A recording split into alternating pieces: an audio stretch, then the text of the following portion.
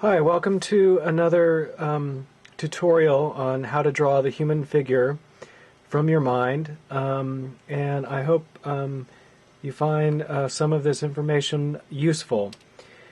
And the reason I'm making these is to help promote my animation work, which you can find at solomation.com. And I'd greatly appreciate it if you would check that out.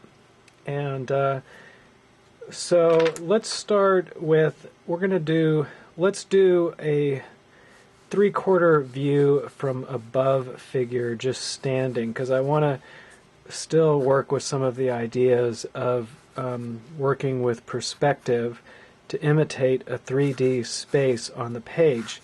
So I'm going to start out just as a guide. I'm going to draw a cube, not a cube, a box that is a tall, mostly taller, you know, for the overall dimensions of a human. And we're going to, you can see it's 3/4, so it's not from the front of the figure and it's not from the side, it's kind of in between there. And so let's divide the box in half here, and that's roughly where the anchor points for the upper legs are going to go. And then from there we can work out that, you know, here are the hips and down here are the feet. Now please keep in mind, I just want to not as concerned with accuracy here, and this sphere represents the area between the chest and the hips where there's all that mobility. You know, you have the spinal cord, then you have all the, you know, the gut. And so here's the chest here. And remember, we're looking down on everything. We're seeing the tops of the feet as much as the sides. We're seeing the top of the chest barrel. And remember, the chest barrel is kind of thrown back. If I show you from the side, here's the chest barrel. Here's the hips here. So the hips are thrown that way and the chest barrel is thrown that way. And so if we're looking at it from the top here, here's that there. And so here's the line, the dividing line that goes down the front of the chest barrel. And on the front side, so from the side view about right here, that would be where the imagined center of the neck would come out here. We have it come out here. I'm going to go ahead and move in the imagined central axis of the head.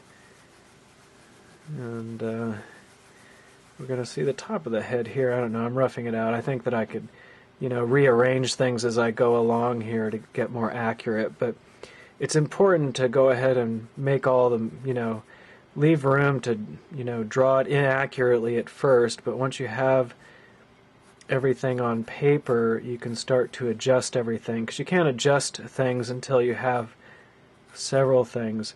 Drawing is all about how everything relates to everything else. As an example, if you're drawing a face and you make the nose bigger, you're equally making everything smaller. So you're not just, because it's all in relation. The size and position of everything is only is true to the extent that it relates to everything else. The nose is only big in, because if you made everything else big too, you'd make the nose smaller. And I mean, that sounds obvious, but when you're drawing, you're working with the relationships of everything. So you're not going to like put everything down accurately at first, because you have to start to have things down before you can change them around to get them to be in perspective to everything else. And so here are the knees here. Now as you see, the figure gets smaller as it gets further away. So actually I'm going to exaggerate that. I'm going to make the feet a lot smaller down here. And you know, just because they're going, the vanishing point is going down here. Now, you may be familiar with the vanishing points on the horizon line, but there are two other vanishing points. There's the vanishing point up in the sky. If you're downtown and you look up, all those skyscrapers go towards a vanishing point in the sky. I call it the zenith. I think there's another name for it, but basically. And then there's the nadir vanishing point, which is, you know, the imagined point in which if you're looking down, everything gets smaller as it drops down directly below you. And that's what the feet are doing. They're getting smaller because they're going towards the nadir vanishing point, and the head is getting bigger because it's getting closer to us. So this is, you know, perspective and human figure go hand in hand. And I think I have a little bit of time to talk about when you, the viewer, while you're drawing, think of yourself as a camera. Okay, so here's the camera here, and this, I take this directly from 3D programs. But now when I'm looking at a page and say, you know, if I want to like draw someone in a room, how do I quickly find the horizon line? So there are two motions of the camera, which is basically just your the viewer of the room you're going to draw. The camera, it can move up and down. So as the camera, like say you're looking ahead of you, if you were to start floating up into the sky but you were still looking straight ahead, the horizon line would follow you. It would stay in the middle of your vision.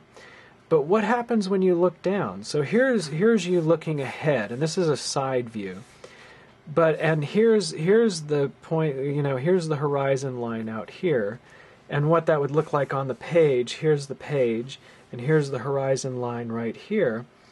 So I want you to take your hand, and I'm going to do it with my hand here, and hold it and, you know, look straight ahead and hold your hand in front of your vision as you're looking straight at your head, and that's the vanishing line. Now continue to keep your eyes looking straight ahead, but move your head down, you know. So basically you know, move your head down, look down, and as you do that, move your head in the opposite direction. That's where the horizon line goes in your vision when you look down. And so here's the difference. When the camera itself is going up and down but stays looking straight ahead, the horizon line doesn't change. But when the camera, staying at the same height, positions its direction of interest downward, here's the horizon over here. The horizon goes upward. So if I were to draw a view of someone in a room looking down at something on the ground on the room, their head would be looking down, so the point where you put the vanishing points would move up here, and vice versa. If you look up at the ceiling, you'd gradually move the horizon line down there. So just some food for thought. And again, please, I would greatly appreciate it if you visit solomation.com, and if I could ask you for a little bit of your time to enjoy some of my animation work. And I hope you have a good day.